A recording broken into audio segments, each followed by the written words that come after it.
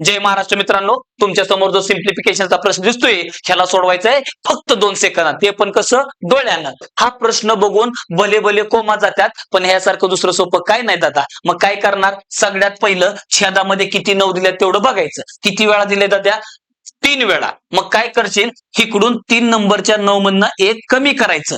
3 9 दिल्यात तर इकडून 3 नंबरच्या 9 मधनं 1 कमी करायचं आणि शेवटच्या संख्येत 1 मिसळायचं दाद्या आणि ह्यांना वळीनं लिहायचं. असं दान दिशना उत्तर येणार. मग काय झालं दाद्या, 9 9 8 9 7 3 5.